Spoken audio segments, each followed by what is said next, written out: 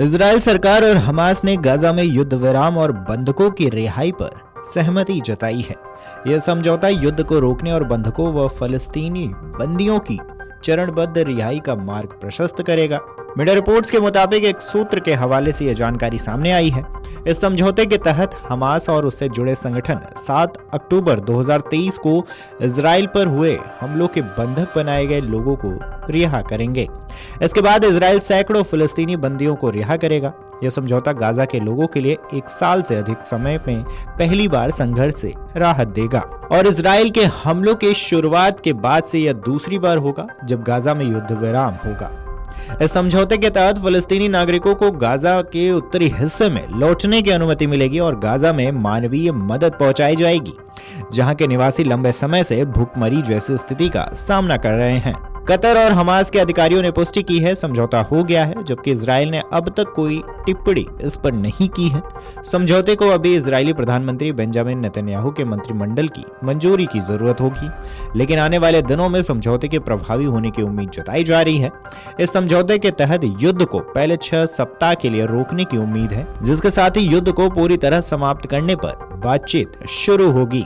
विदेशी media report के मुताबिक हमास ने नागरिकों से कहा है कि वे युद्ध विराम की आधिकारिक पुष्टि होने तक अपने स्थान से न हिलें। गाजा में हमास के सरकारी मीडिया कार्यालय ने एक प्रेस विज्ञप्ति में कहा है, सरकारी मीडिया कार्यालय नागरिकों से आग्रह करता है वे युद्ध विराम की आधिकारिक शुरुआत से पहले अपने स्थानों से न हिलें और युद्ध विराम के समय के बारे में आधिकारिक स्रोतों से जानकारी हासिल करें।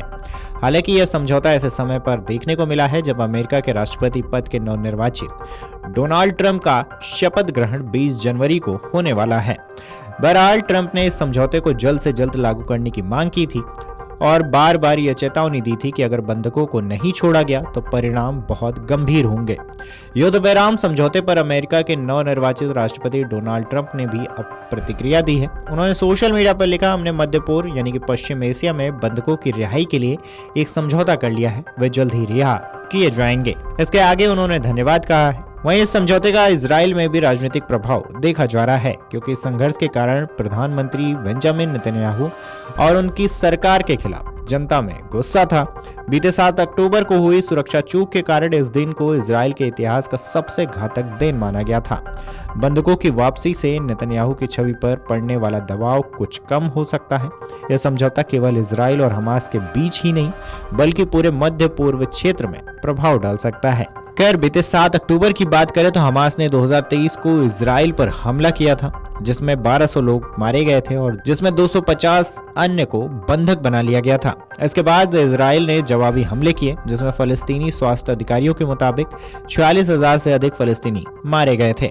इसके अलावा गाजा की अनुमानित 90% आबादी विस्थापित हो गई थी और मानवीय संकट पैदा हो गया। बीते नवंबर 2023 में हुए 1 सप्ताह के संघर्ष विराम के दौरान गाजा से 100 से अधिक बंधकों को रिहा भी किया गया था। बता दें कि दोनों के बीच युद्ध काफी दिनों से चल रहा है, जिसके बाद यह कदम एक ऐतिहासिक रूप में देखने को मिल रहा है। Video desk अमरउजाला.com।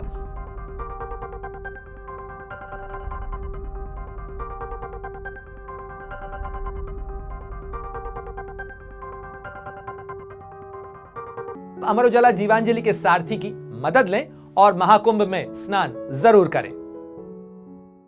अगर आप ये वीडियो YouTube पर देख रहे हैं तो हमारे चैनल को सब्सक्राइब कर बेल आइकन दबाएं और Facebook पर देख रहे हैं तो हमारे पेज को लाइक करें। 8 मिलियन प्लस सब्सक्राइबर, आपके इस भरोसे के लिए बहुत धन्यवाद।